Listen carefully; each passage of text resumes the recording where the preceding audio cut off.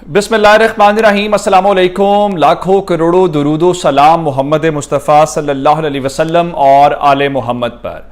मैं हूं उमर दराज गोंदल और आप मेरा फेसबुक और यूट्यूब चैनल देख रहे हैं। पिछले 24 से 48 घंटे इस हुकूमत के ऊपर बहुत भारी साबित हुए हैं और अमली तौर पे बड़ी बगावत हो गई है। और उस बगावत के बाद अब ये चीज वाज़ेह होती जा रही है कि यह हुकूमत स्टे करती हुई नजर नहीं आ रही। आप एक बात देखिएगा, दो जमातें जब पाकिस्तान के अंदर इस किस्म की बातें करें तो आप समझ लीजिएगा उनकी डोरें कहीं से हिलना शुरू हो गई हैं और या फिर हुकूमत कोई बन रही है या फिर कोई हुकूमत गिर रही है। और वह दो जमातें कौन सी हैं? एक जमात का ताल्लुक कराची से है और दूसरी जमात का ताल्लुक बलूचिस्तान से है। ये दोनों जमातें वो कहते हैं कि अगर ये कहें कि हम खुद से फैसले कर रही हैं तो ये गलत है। यानी शेख रशीद के मुताबिक बाप पार्टी का बाप कौन है सब जानते हैं, एमकेएम कहां से फैसले करती है सब जानते हैं। अब एमकेएम ने कॉन्टिन्यूसली क्या कहा है कि अब तक वो कल से प्रेस कॉन्फ्रेंसेस कर रहे हैं और अब वो कह रहे हैं कि अब हालात की जिम्मेदारी जो है वो आइंदा आने वाले चंद दिनों के अंदर पीपल्स पार्टी और दीगर जमातों के ऊपर है और उनके मुताबिक वो फैसला करने में आजाद हैं और अगर उनके साथ किया गया मुआहिदा पूरा न हुआ तो वो भी इस हवाले से आगे बढ़ सकते हैं, हुकूमत को छोड़ सकते हैं, हुकूमत को गिरा सकते हैं। एमकेएम को एक तरफ छोड़ देते हैं क्योंकि वो जरा बलदियाती इंतखाबात के मोड में है, तो आप कह सकते हैं जरा जज्बात हैं या वोटर्स के साथ खेलने की कोशिश कर रहे हैं। बलूचिस्तान अवामी पार्टी जब भी कोई फैसला लेती है तो उसका मतलब यह होता है कि हवाओं का रुख तब्दील हो रहा। आज कौमी असेंबली के फ्लोर के ऊपर दो स्पीचेस हुई हैं। एक आजाद रुकन जो असलम भोतानी साहब हैं उन्होंने की है और दूसरी जो स्पीच है वो खालिद मक्सी साहब जो बलूचिस्तान अवामी पार्टी से हैं उन्होंने की है। अब जरा मैं आपको बताना चाहता हूं, सबसे पहले असलम भोतानी साहब ने इस हुकूमत को आज अमली तौर पे नंगा कर दिया है। और मैं जो कह रहा हूं कि इमरान खान की डिमांड कर दी गई है या इमरान खान की वापसी की शर्त रख दी गई है तो मैं वो बात हवा में नहीं कर रहा। असलम भोतानी ने आज बताया, खुदा की कसम उठा के कहा कि हम तहरीके इंसाफ की हुकूमत में खुश थे।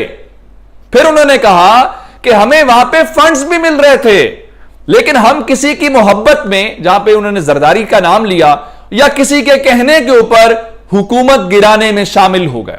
उन्होंने कहा ना हमें या इज्जत मिल रही है ना हमें फंड्स मिल रहे हैं तो हम इसलिए इस हुकूमत के अंदर आए क्यों हैं। और फिर उन्होंने जो मिसाल दी वो बड़ी दिलचस्प है क्योंकि आजकल बहस बहुत ज्यादा न्यूट्रल्स के ऊपर है और तहरीके इंसाफ तो अब नाम लेना शुरू हो गई है। उन्होंने कहा कि जो डेवलपमेंट फंड्स या डेवलपमेंट बजट होता है हर विफाकी बजट के अंदर, वहां पे उनकी स्कीम्स को शामिल नहीं किया जा रहा था। उन्होंने एहसन इकबाल को कहा, उन्होंने वजीर आजम को कहा, नहीं शामिल हुआ।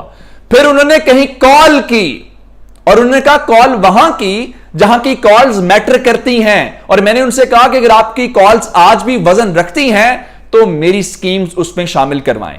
और उन्होंने फ्लोर ऑफ द हाउस के ऊपर खड़े होकर कहा उस कॉल की बुनियाद के ऊपर उनकी स्कीम बजट के अंदर शामिल हो गई है। अब आप बताएं, अब आपको पता चल गया होगा बाप का कि कौन बाप है और कहां से चीजें हैं। अब वो क्या कह रहे हैं? वो कह रहे हैं कि देखें ये हुकूमत 2 वोटों के ऊपर खड़ी हुई है और इसका रवैया ये है, 10 वोटों के ऊपर होती तो इनका क्या मयार होता। उनके मुताबिक पहले हमारे पास मिलने भी आते थे, सब कुछ होता था, अब इनको हमारे चेहरे ही पसंद नहीं है। रही सही जो कसर है वो खालिद मक्सी जो बलूचिस्तान अवामी पार्टी से है उन्होंने पूरी कर दी। उन्होंने भी कहा जी इनको हमारी शक्लें पसंद नहीं है, पहले हम बहुत अच्छे थे। फिर उन्होंने कहा जिस चीज के लिए तब्दीली लाए थे वो तब्दीली कहीं नजर नहीं आ रही, या ओहदों की बंदर बांट हो रही है, मुझे ये वजारत चाहिए उसको वो वजारत चाहिए। उनका हमें किसी फैसले के ऊपर एतमाद में नहीं लिया जा रहा। फिर उन्होंने क्या कहा? फिर उन्होंने कहा हमें कोई कमेटी की चेयरमैनशिप नहीं दी जा रही, कोई वजारत नहीं दी जा रही। हम उनसे कहते हैं कि कोई वजारत हमें दे दो तो हमें कहा जाता है कि वजारत ले लो लेकिन पोर्टफोलियो नहीं मिलेगा, यानी महकमा नहीं मिलेगा। तो उन्होंने असेंबली के फ्लोर के ऊपर कहा खड़े होके कि हम कोई झाड़ू लगाने हुए आए, यहां पे आए हैं। फिर उन्होंने पंजाबी की ایک کہاوت نون لیگ کے بارے میں کہی کہ جتوں نہیں کھوتی اوتھے آ کھلوتی، جس کا مطلب یہ ہوتا ہے کہ انسان اپنی اوقات پہ اتر آتا ہے، انسان اپنی اصلیت دکھا دیتا ہے۔ اب یہ ہے اسمبلی کی سچویشن، اور وہاں پہ آج اس حکومت کو اب اگر بلوچستان عوامی پارٹی اور اسلم بھوتانی جیسے لوگ جو ہیں وہ آنکھیں دکھانا شروع ہو گئے ہیں، تو پھر آپ یہ سمجھ لیجئے کہ کھیل اختتام کے جانے اب یہ بہانے ہیں سب کے، کیونکہ عوام کے اندر مقبولیت عمران خان کی کسی سے قابو نہیں ہو رہی۔ سافٹ ویئر بہت لوگوں کے اپڈیٹ کیے جا رہے ہیں، خبریں ہیں کہ چودھری پرویز رائی کا سافٹ ویئر بھی اپڈیٹ کرنے کی کوشش کی جا رہی ہے، ہو گیا، ہوتا رہے، اس سے فرق نہیں پڑتا۔ عوامی سطح کے اوپر عمران خان کو کنٹرول کرنا مشکل سا کام نظر آ رہا ہے۔ اب ذرا ایک اور خبر دے دیتا ہوں کہ ان کی حکومت ایک بھنور کے اندر پھنستی ہوئی نظر آ رہی ہے۔ اب آپ کہیں گے وہ کیسے، وہ میں بتا دیتا ہوں کہ جو جے یو آئی فے ہے وہ کس کی اتحادی ہے؟ وہ حکومت کی اتحادی ہے۔ ایم کے ایم والی بات کو چھوڑ دیتے ہیں، آج جی ڈی اے اور جے یو آئی ایف نے باقاعدہ پریس کانفرنس کر کے اس پورے الیکشن پروسیس کے اوپر سوال اٹھا دیے ہیں، اور آپ حیران یہ ہوں گے کہ کل سے وہ پورے سندھ کے اندر یعنی 14 اضلاع جہاں پہ الیکشنز ہوئے ہیں وہاں پہ دھرنے دینے جا رہے ہیں، اور جے یو آئی فے نے زرداری بھگاؤ سندھ بچاؤ تحریک شروع کرنے کا مطالبہ اپنی قیادت سے کر دیا ہے، اور انہوں نے کہا ہے کہ جناب علی اگر آپ بلدیاتی انتخابات کے اندر جو حالات ہیں، ہمارے اوپر گرفتاریاں ہوئی ہیں، ہمارے ساتھ دھاندلی ہوئی ہے، ہمارے لوگوں کو اریسٹ کیا گیا ہے، اور اگر ہماری قیادت جو ہے وہ نوٹس لیں اور کل سے باقاعدہ اس حکومت کے خلاف یہ کام شروع ہونے جا رہا ہے۔ اب ذرا اسحاق ڈار کی واپسی سے پہلے والی خبر، تو یہ حکومت کہیں سے چلتی نظر نہیں آ رہی، نہ اس حکومت کا کوئی سروائیول نظر آ رہا ہے۔ زبردستی آپ نے گاڑی پہ بٹھا دیا ہے، بیٹھ تو گئے ہیں، چلانے کیسے ہے یہ کسی کو سمجھ نہیں آ رہی۔ اب ذرا اگلی خبر سنیے گا کہ اسحاق ڈار کی واپسی کی آج خبریں چلوائی گئیں، اور مفتاح اسماعیل کو ہٹانے کی خبریں۔ اچھا، کوئی یہ نہیں کہہ رہا کہ حکومت ناکام ہو گئی ہے، حکومت کی معاشی پالیسیاں ناکام ہو گئی ہیں، حکومت جو کہتی تھی کہ یہ مہنگائی، ان کے پاس کوئی پلان نہیں تھا، کوئی کچھ نہیں تھا، یہ صرف اور صرف بغض عمران میں اس حد پہ آئے ہیں۔ اب اسحاق ڈار کے واپس آنے کی باتیں تو ہم سن رہے ہیں، لیکن آج شاہد خاقان عباسی نے ان کے آنے سے پہلے کھیل بگاڑ دیا ہے۔ اب ان کے مطابق، شاہد خاقان عباسی کے مطابق، پارٹی سطح کے اوپر کوئی فیصلہ نہیں ہوا کہ اسحاق ڈار واپس آنے چاہیے یا وہ واپس آ رہے ہیں۔ ان کے مطابق یہ ان کا ذاتی فیصلہ ہے، جس کا مطلب یہ ہے کہ نون لیگ کے اندر واضح تقسیم ہے کہ کس لائن کے ساتھ چلنا ہے، کس پالیسی کے ساتھ چلنا ہے۔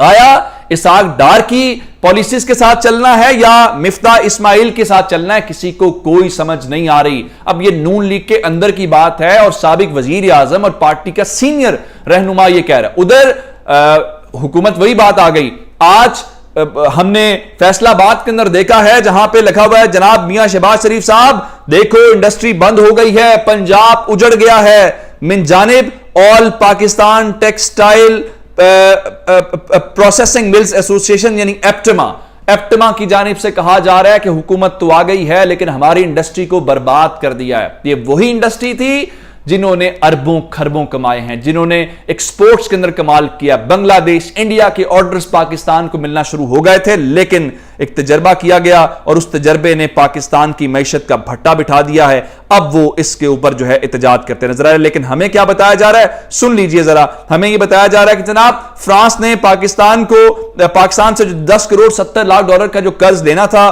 اس میں 6 سال کے لیے اس کو مؤخر کر دیا گیا ہے۔ کوئی مجھے بتائیں کسی دنیا کے اندر ملک اس کے اوپر خوش ہوتے ہیں جو ہمارا حال ہے؟ یہ تو کہتے تھے خان صاحب نے میں قرضوں کے اندر، تو آپ کے پاس کیا حل ہے؟ کوئی حل نہیں ہے، صرف وہی اگر یہی آپ کی مینجمنٹ ہے، یہی مہنگائی، یہی کرنا ہے تو یہ تو پھر چل رہا تھا۔ پھر آپ تجربہ کیا لے کے آئے ہیں، اس کا جواب دینا پڑے گا جو اب جن کے پاس کوئی جواب نہیں ہے۔ اپنا بہت سارا خیال رکھیے گا، خدا حافظ۔